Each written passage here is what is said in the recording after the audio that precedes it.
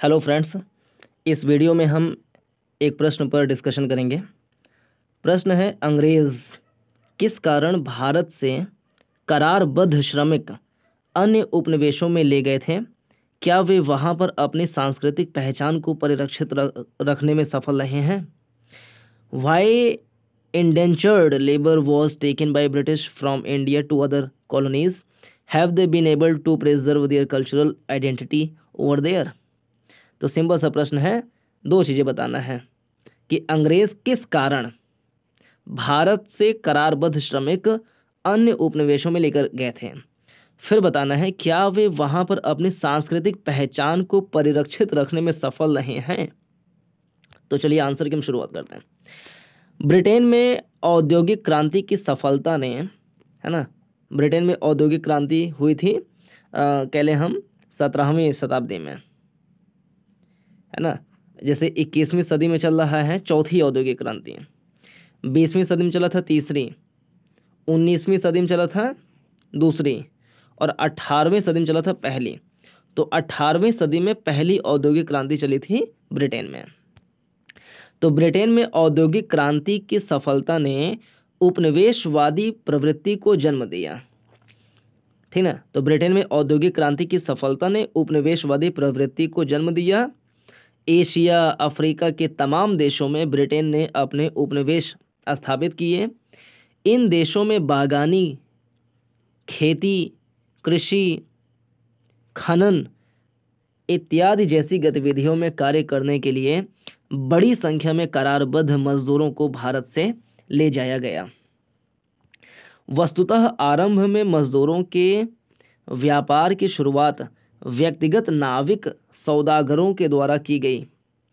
वस्तुतः आरंभ में मजदूरों के व्यापार की शुरुआत व्यक्तिगत नाविक सौदागरों के द्वारा की गई, लेकिन 17वीं सदी के अंत तक करारबद्ध मजदूरों को अंग्रेजों द्वारा उपनिवेशों में ले जाना शुरू हुआ। तो 17वीं सदी के अंत तक करारबद्ध मजदूरों को अंग्रेजों द्वारा उपनिवेशों में ले जाना शुरू हुआ था।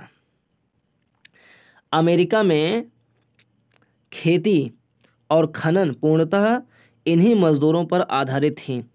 इसी तरह कैरेबियन द्वीपों माने कहाँ लेकर जाते थे, तो अमेरिका में, कैरेबियन द्वीपों, एशिया, अफ्रीका, यहाँ से लेकर के आते थे, अमेरिका में लेकर के जाते थे। अमेरिका के जो बागान हैं वहाँ पे चाय की, कॉफ़ी की खेती करवाते थे। भारत में जो क्षेत्र थे यहाँ भी वो बागानी कृषि किया करते थे। जैसे कि जो पर्वतीय क्षेत्र है, हिमालयी क्षेत्र, जैसे पश्चिम बंगाल में दार्जिलिंग का क्षेत्र हो गया, हिमाचल प्रदेश हो गया, यहाँ सब वो चाय की कृषि करवाया करते थे। तो अमेरिका में खेती और खनन पूर्णतः इन्हीं मजदूरों के ऊपर डिपेंडेंट था। इसी तरह कैरेबियन द्वीपों, एशिया, अफ्रीका आदि क्षेत्रों में इन मजदूरों को मानव संसाधन के रूप में अपने उद्देश्यों की प्राप्ति हेतु लगाया गया था।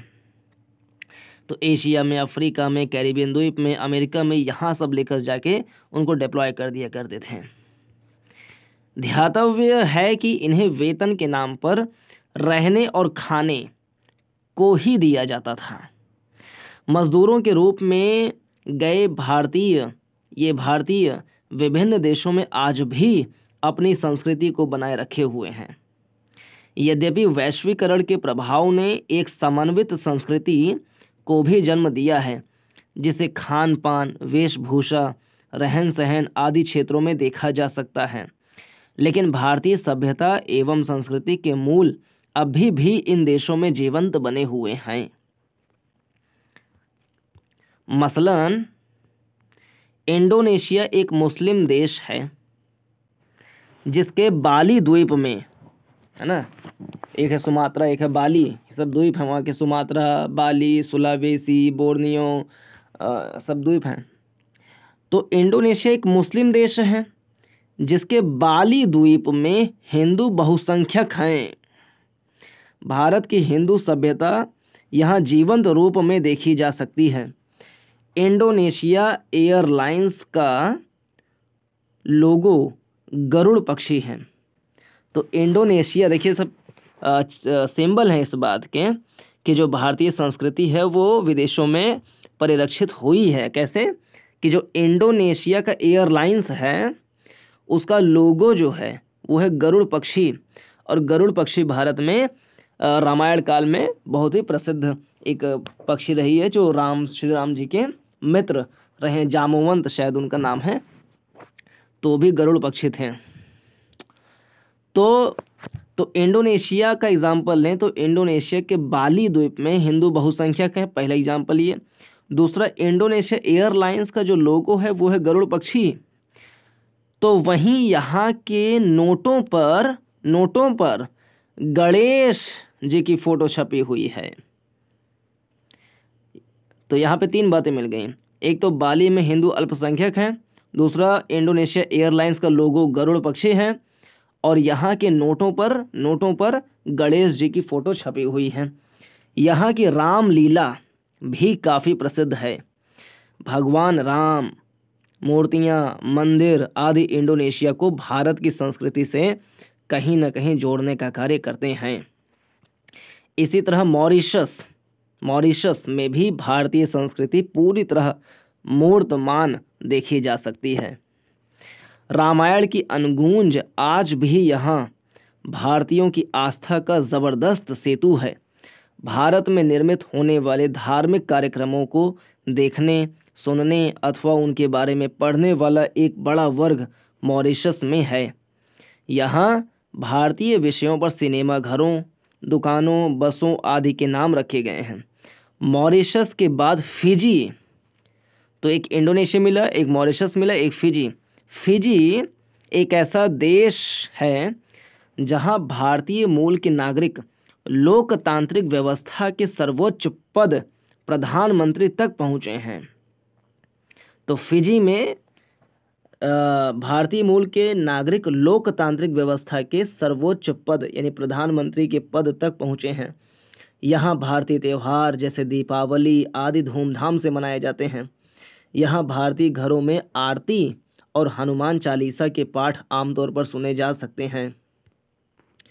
कनाडा, तो एग्जाम्पल सारे फिर से रिकॉल करें। इंडोनेशिया में क्या क्या चीज़ें हैं, तो इंडोनेशिया का बाली में हिंदू बहुसंख्यक हैं। दूसरा, इंडोनेशिया का जो इंडोनेशिया एयरलाइंस है उसका जो लोगो है वो है गरुड़ पक्षी।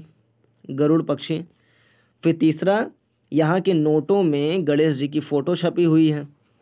फिर इंडोनेशिया में रामायण बड़ा फेमस है, रामायण, मंदिर, राम जी की गाथा, ये सारी चीज़ें फेमस हैं। फिर दूसरा एग्जांपल लें मॉरिशस, तो मॉरिशस में भी रामायण, आरती, हनुमान चालीसा, ये सारी चीज़ें बड़ी प्रसिद्ध हैं। भारतीय मतलब भोजपुरी भाषा को बोलने वाले वहाँ पे बहुतायत में पाए जाते हैं।